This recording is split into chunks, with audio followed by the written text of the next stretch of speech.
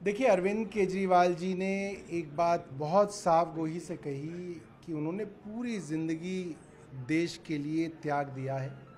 Income tax commissioner थे, IRS थे, अच्छी खासी नौकरी थी, पत्नी आईआरएस थी, मगर एक दिन ठाना और इस्तीफ़ा दे दिया। 10 साल तक दिल्ली की झुग्गियों के अंदर उन लोगों के साथ रहे, उन लोगों के जीवन से सीख ली, उनके लिए संघर्ष किया, आरटीआई का संघर्ष किया। उस समय नहीं मालूम था कि 10 साल बाद कोई पार्टी बनेगी और उनको मुख्यमंत्री बनने का मौका मिलेगा। ईश्वर की कृपा थी कि पार्टी बनी, वो मुख्यमंत्री भी बने, लोगों का प्यार मिला। मगर जिस आदमी ने पूरी ज़िंदगी ईमानदारी के लिए संघर्ष किया हो, सैक्रिफाइस दिया हो, उस पे ये आरोप लगना कि वो एक बेईमान आदमी है, उन्होंने भ्रष्टाचार किया है। उनका मानना है कि कोर्ट ने उनको बेल दी और देश की सबसे बड़ी अदालत ने बेल दी। यहाँ तक कहा कि सीबीआई ने दुर्भावना से उनको गिरफ्तार किया और कोर्ट यहाँ तक बोल गया कि एक पिंजरे में कैद तोते वाला काम आज भी सीबीआई कर रही है, और वे बाहर आए। मगर आज उन्होंने फैसला किया कि देखिए, कोर्ट ने तो मुझे बेल दे दी, मगर जो जनता की कोर्ट है मुझे आज उसमें जाना है, और मेरी जनता अगर कहेगी कि अरविंद केजरीवाल ईमानदार है तो इस मुख्यमंत्री की कुर्सी पे बैठूंगा, वरना इस कुर्सी पर नहीं बैठूंगा। ये बहुत बड़ी बात है आज के भारत के अंदर।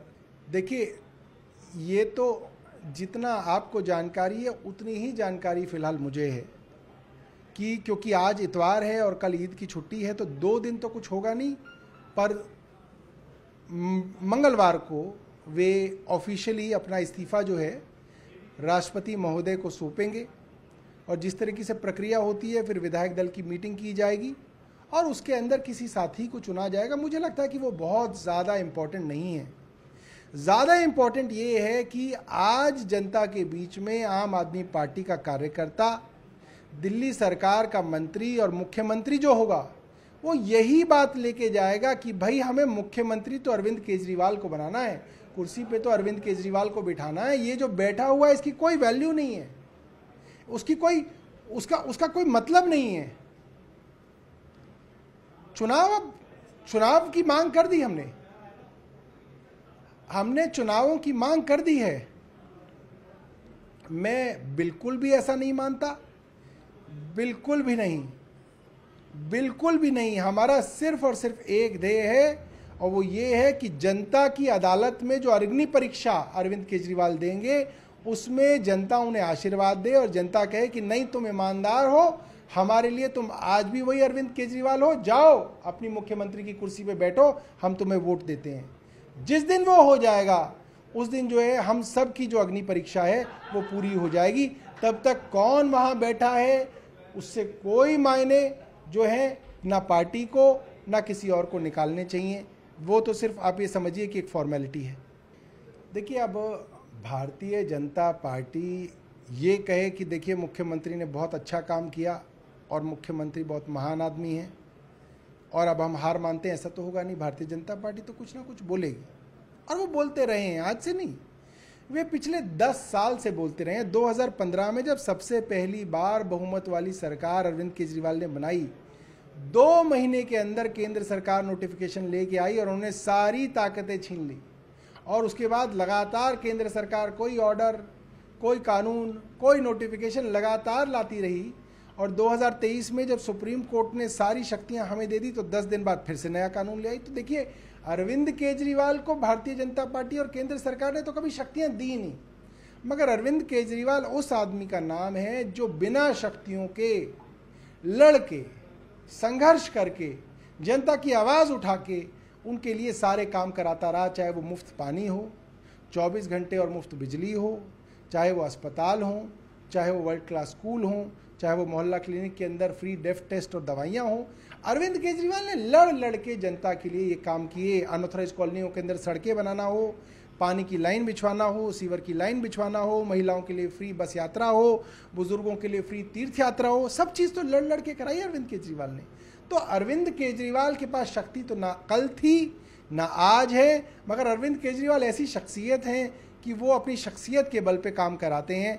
और अगर भारतीय जनता पार्टी की माने तो 6 महीने पहले ही वो ये कह रहे थे कि नहीं अब तो इनको जो है अरेस्ट कर लिया गया है, अब तो इन्हें इस्तीफा देना पड़ेगा। वो कोर्ट भी गए, अपने लोगों को हाई कोर्ट भेजा, सुप्रीम कोर्ट में गए, वहां पे कहा कि साहब ये नहीं रह सकते, और कोर्ट ने भी कहा कि भाई ऐसा कोई प्रावधान संविधान में नहीं है, अगर मुख्यमंत्री स्वयं चाहेंगे तो इस्तीफा दे दें, कानून इनको इनकी कुर्सी से नहीं हटा सकता क्योंकि इनको जनता ने चुना है। और रही बात फाइलों की, मुख्यमंत्री के पास कोई भी विभाग नहीं है, तो 6 महीने भी उनके द्वारा कोई फाइल साइन नहीं की गई, मगर सारे विभाग चलते रहे, क्योंकि फाइलें जो हैं मंत्रियों द्वारा, विभाग के मंत्रियों द्वारा रोज जो है 1 दर्जन फाइलें साइन की जाती हैं, और वो काम आज भी चलेगा। देखिए, भारतीय जनता पार्टी तो ये कहती है कि आए ही क्यों, ये 2014 में ही इस्तीफा दे देते, ये 2015 में चुनाव ही ना लड़ते, 2020 में भी इन्होंने क्यों लड़ा। तो भारतीय जनता पार्टी कोई हमारी कंसल्टेंट नहीं है कि हमने उनको अपना एडवाइज़र अपॉइंट किया हुआ है कि वो हमें एडवाइस दें और हम उनकी बात माने। भारतीय जनता पार्टी माने तो वो तो चाहते हैं अरविंद केजरीवाल चुनाव लड़े और भारतीय जनता पार्टी जो है सत्ता में आ जाए, मगर भाई थोड़ी मेहनत करो, चुनाव लड़ो, जनता के बीच जाओ। भारतीय जनता पार्टी तो ये भी कोशिश कर रही थी कि राष्ट्रपति शासन ही लग जाए। विजेंद्र गुप्ता जो है पहले एलजी के पास गए, फिर राष्ट्रपति के पास गए कि साहब संवैधानिक संकट हो गया, अब जो है एलजी का शासन ही लगा दो, क्योंकि उनको महसूस हो गया। तमाम षड्यंत्रों के बाद भी दिल्ली की जनता अरविंद केजरीवाल के साथ खड़ी है, और जितना भी इन्होंने अरविंद केजरीवाल के ऊपर अत्याचार किया, क्रूरता की, उसका जवाब देने के लिए दिल्ली की जनता तैयार बैठी। और हमने ये कहा कि हम चाहते हैं कि महाराष्ट्र के साथ दिल्ली के भी चुनाव किए जाएं, ताकि तुरंत अग्नि परीक्षा का फैसला सबके सामने आ जाए। जल्दबाजी इसीलिए क्योंकि जल्द फैसला हो। कौन सा फैसला चाहा जाता है कि जो है लेट हो। हम तो चाहते थे कि जो ट्रायल का फैसला भी है, जो एक्साइज का मामला है, इसका फैसला भी जल्दी हो, जल्द से जल्द किया जाए। और कोर्ट ने भी केंद्र सरकार को इसीलिए फटकार लगाई कि भाई 2 साल हो गए, अभी तक तो तुम्हारी ट्रायल भी शुरू नहीं हुई।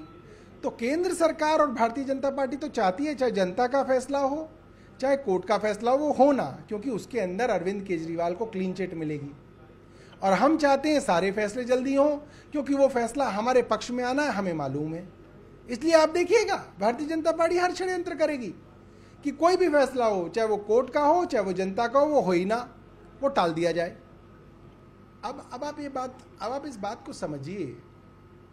ये आरोप लगातार हमारे विरोधी लगाते रहे कि साहब इनकी इमेज पे डेंट पड़ गया, साहब अब इनको जनता हरा देगी, साहब अब ये मुख्यमंत्री नहीं बनेंगे।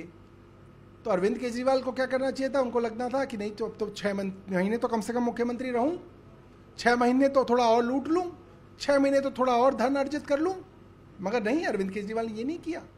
अरविंद केजरीवाल ने कहा कि अच्छा तुम ये कह रहे हो कि जनता मेरे साथ नहीं है, तुम ये कह रहे हो कि जनता मेरे खिलाफ है, तुम ये कह रहे हो कि जनता मुझे बेईमान मानती है, तो चलो जनता से पूछ लेते हैं। अरविंद केजरीवाल तो रिस्क ले रहे हैं भारतीय राजनीति के अंदर। इतना बड़ा रिस्क मुझे याद नहीं पड़ता किसी राजनीतिक दल ने या किसी राजनीतिक आदमी ने इतना बड़ा रिस्क लिया हो कि चलिए आपने मुझे बदनाम कर लिया, कीचड़ उछाल ली, जेल में डाल दिया, सब कुछ कर लिया, आइए जनता से पूछ लेते हैं मैं बेईमान हूं या ईमानदार हूं। हम तो पूछने के लिए तैयार हैं। भारतीय जनता पार्टी घबरा रही है। भारतीय जनता पार्टी कह रही नहीं भैया, जनता से नहीं पूछना, जनता से पूछ लेंगे तो जनता फिर से अरविंद केजरीवाल को चुन लेगी। 2 साल की मेहनत की गई, रोज नए आरोप लगाए गए, 500 जगह छापे मारे गए, 40 लोगों को जो है आरोपी बनाया गया, 50,000 पन्नों की चार्जशीट फाइल की गई, क्या कुछ नहीं किया। मगर इस आदमी के घर पे कुछ मिला ही नहीं, इनके नेता के घर पे कोई बरामदगी नहीं हुई, ना इनकी कोई प्रॉपर्टी मिल रही, ना इनके घर में कोई पैसा मिल रहा, ना कोई बेनामी प्रॉपर्टी मिली। क्या किया जाए? जनता से पूछ लिया जाए, और जनता की कोर्ट में जाने के लिए हम तैयार हैं। जनता चाहेगी तो अरविंद केजरीवाल को अपने घर का रास्ता दिखा देगी, और जनता चाहेगी तो कहेगी नहीं, ये कुर्सी जो है ये आपके लिए है, आप इस पे बैठिए। अब इस सीबीआई के बारे में देश की सबसे बड़ी अदालत यानी कि सुप्रीम कोर्ट ने कहा कि आज से 15 साल पहले सीबीआई को तोते में कैद पंजरे में कैद तोता कहा जाता था, माफ कीजिएगा।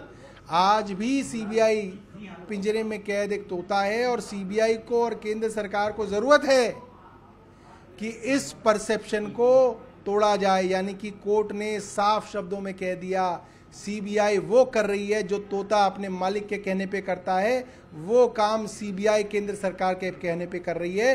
2 साल हो गए इनको झूठे आरोप लगाते हुए, अब तक इनसे मुकदमा शुरू नहीं हुआ।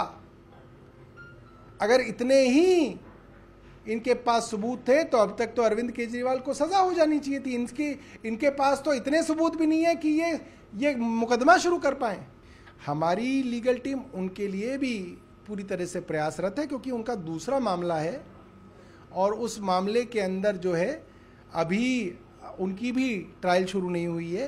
तो हमारा मानना है कि उसमें भी जल्द जो है फैसला आएगा, क्योंकि वहां भी सीबीआई और ईडी वही कर रही है। 2 साल से ज्यादा सत्येंद्र जैन जेल में है, अभी तक ट्रायल यानी कि मुकदमा भी शुरू नहीं किया गया है। बहुत बहुत शुक्रिया आपका।